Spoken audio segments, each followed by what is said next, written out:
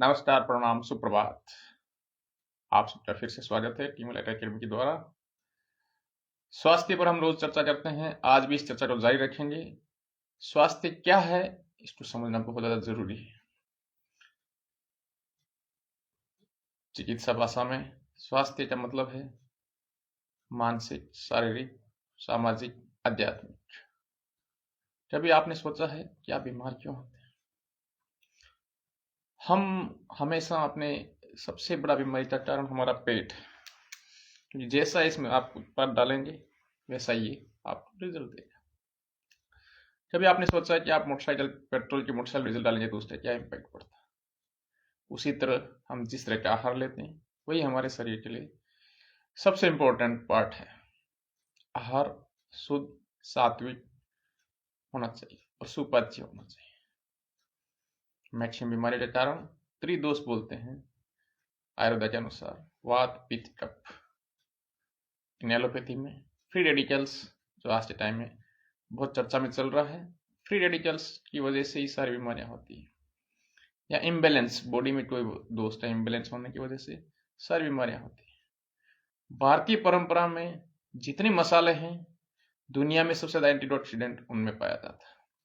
Free radical से लड़ने के लिए लौंग, जो दुनिया का सबसे बड़ा एंटीऑक्सीडेंट है, जिसको क्लोवी बोलते हैं इंग्लिश में, उसकी Auric value, oxygen radical observation capacity 3,67,000 है।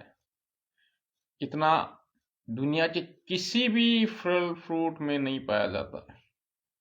ये बड़ा अद्भुत है कि हमने अपनी इस परंपराओं को, अपने मसालों को इस्तेमाल करना बंद कर दिया। हमें बताया जाता है कि बेरीज में सबसे ज्यादा पाया जाता है। ये आपकी बहुत बड़ी गलतफहमी में बताया जाता है। बेरीज में मैक्सिमम ऑक्सीजन ऑरेंज वैल्यू 34,000 तक की है, वो भी ब्लैक पेपर में सबसे ज्यादा है। उसके बाद हमारी इलायची में है, इवन अदरक में 67,000 ऑरेंज वैल्यूज है। इसलिए जब भी पुराने जमाने में बड़े बुजुर्ग बीमार होते थे, वो लोग काढ़ा पीते थे, लौंग का और काली मिर्च का, क्योंकि काली मिर्च और लौंग में सबसे ज्यादा ऑरेंज वैल्यूज रहती हैं। काली मिर्च में भी ऑरेंज वैल्यू 34,000 है। ये आपकी जानकारी के लिए बताया दिया जाता है। जब भी आप बीमार हो तो लौंग को आप चूसते रहिए। जितने फ्री रेडिकल्स रिलेटेड प्रॉब्लम्स हैं ये आपकी सॉर्ट हो जाएगी। उसके बाद आता है दोष, इम्बैलेंसेस। इम्बैलेंसेस के लिए आप आहार शुद्धि करना सबसे ज्यादा इंपॉर्टेंट है। आपका आहार ही आपकी औषधि है। कभी आपने सोचा होगा कि जब कोई जानवर बीमार पड़ता है तो लिक्विड पर चला जाता है, उस खाना पीना छोड़ देता है। उसी तरह हम भी निर्जलीकरण क्या करेंगे, सप्ताह में एक दिन आप उपवास जरूर करें। उपवास का मतलब है उस दिन आप सिर्फ तरल पदार्थ पर रहें, सॉलिड पदार्थ न लें। अभी आज के जमाने में उपवास का मतलब हो क्या है, फल फ्रूट खाना, अच्छे अच्छे सहजार बना के खाना, नमकीन के तौर पर खाना, जो कि गलत है। आहार का मतलब ही आप अपने शरीर को शुद्धता की तरफ लेके जा रहे हैं, पवित्रता की तरफ लेके जा रहे हैं, उसको डिटॉक्स कर रहे हैं। डिटॉक्स में सिर्फ आप जल का ही सेवन करें। उसके बाद आप उसको महसूस करें कि अगले दिन आपका शरीर किस तरह रिएक्ट करता है। आहार शुद्धि सबसे ज्यादा जरूरी है और हम इसी पर रोजाना फोकस करेंगे कि आप स्वस्थ रहें। स्वस्थ रहेंगे, स्वस्थ जीवन जीना ही सबसे बड़ी आज के टाइम की उपलब्धि है। लगभग पूरे विश्व में 60 से 70% लोग अपना पूरा जीवन बीमारियों में गुजार देते हैं। वो जीवन का आनंद नहीं ले पाते हैं। स्वस्थ रहेंगे तभी आप जीवन का आनंद ले पाएंगे। इसलिए स्वस्थ रहें, स्वस्थ रहें, स्वस्थ रहें और लोगों को स्वस्थ होने की प्रेरणा देते रहें। ये जब तक आप बार बार रिपीट करेंगे, इस संसार में एक एनर्जी फ्लो होगी, उसी एनर्जी से हम अपने आप को स्वस्थ रखेंगे। विश्व स्वस्थ रहेगा, भारत स्वस्थ रहेगा, ये मानव समाज स्वस्थ रहेगा, पर्यावरण स्वस्थ रहेगा। स्वच्छता अपने आप तक की लिमिट न रखें। जितना आपके पास नॉलेज है, ज्ञान है, शेयर कीजिए। तो ये बड़े बुजुर्ग हमारे पास हैं, अभी इनके ज्ञान का इस्तेमाल कीजिए। आने वाली पीढ़ियां इनको भूलती जा रही हैं, उसका नुकसान आने वाली पीढ़ियों को भुगतना पड़ेगा। तो मेरी आप सबसे अनुरोध है, विनती है, सर्वे भवन्तु सुखिनः, सर्वे सन्तु निरामया, सर्वे भद्राणि पश्यन्तु मा कश्चित् दुर्भाग् भवेत् की भावना हमेशा अपने साथ रखें। इससे विश्व का कल्याण हो जाए, भारत विश्व गुरु की तरफ बढ़ेगा। पूरी दुनिया की नज़र हमारी तरफ है, आयुर्वेदा की तरफ है, प्राकृतिक चिकित्सा की तरफ है।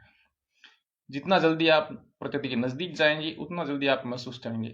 कभी आपने सोचा छुट्टियों में आप जहाँ जाना पसंद करते हैं? पहाड़ों की ओर, प्रकृति की ओर, नदियों के किनारे, क्योंकि वहाँ एक शांत प्रवाह, एक अच्छी एनर्जी आपको मिलती है। तो वहाँ जब भी जाएं कम से कम उस प्रकृति को देखें। फोटो खिंचाने के लिए न जाएं। मैक्सिमम लोग वहाँ वीडियो और फोटोज बनाते हैं, उस प्रकृति के आनंद को नहीं ले पाते हैं, जो गलत है। उसका फायदा आप नहीं ले पाते, फिर जब वापस आते तो आप थकान महसूस करते हैं, जबकि आपको एनर्जेटिक महसूस करना चाहिए। इसी कड़ी में प्राणायाम आपके लिए सबसे ज़्यादा इंपॉर्टेंट है। प्राणायाम पर हम रोज जोर देते हैं, देते रहेंगे जब तक सब स्वस्थ न रहे। प्राणायाम में सबसे ज़्यादा सबसे ईजीएस्ट आसन है डीप ब्रीथिंग। आप डीप ब्रीथिंग एक्सरसाइज रोज करें, 5 मिनट करें, 20 सेकंड के लिए धीरे धीरे श्वास अंदर लें, जितना हो सके 10 सेकंड के लिए होल्ड करें और 20 से 30 सेकंड तक उसको बाहर निकालें, निष्कासन करें। धीरे धीरे इस अभ्यास को बढ़ाते जाइए, 5 मिनट से आगे बढ़ते जाइए। मैंने रोज आपको आसन बताना शुरू कर दिया है। दूसरा आसन है, दूसरा प्राणायाम है भ्रामरी। भ्रामरी बहुत ज़्यादा जरूरी है। यह इससे आपसे आंखों की रोशनी, आपके शरीर में एक चेतना का प्रभाव महसूस होता है। भ्रामरी करने के बाद आप देखते हैं कि आपके शरीर में एक एनर्जी फ्लो महसूस होती है, स्फूर्ति आती है। इसके लिए भ्रामरी प्राणायाम भी जरूर करें। आसनों का हमारे यहाँ बहुत उपयोग है। बड़े बुजुर्गों के टाइम में वो रेगुलर एक्सरसाइज अपने रूटीन में लेके रखे थे। कभी देखा होगा राजस्थान में बहुत जगह लोगों में बैठ कर खाना खाने की स्थिति अलग थी। पालती नारती में नहीं बैठते थे, वो मलासन की स्थिति में बैठते थे। और आज भी रेगिस्तान में जो भोजन करते हैं वो मलासन की स्थिति में बैठ के खाना खाते हैं। उससे उनका पेट कभी बाहर नहीं आता, मोटापा नहीं फैलता, डाइजेस्ट सिस्टम स्ट्रांग रहता है, कब्ज की शिकायत कभी जिंदगी में नहीं रहती। इन्हीं शब्दों के साथ हम और कोशिश करेंगे आपको ज्ञान की प्राप्ति कराने के लिए, स्वास्थ्य प्राप्ति के लिए हमसे जुड़े और हमसे संपर्क कर सकते हैं। धन्यवाद।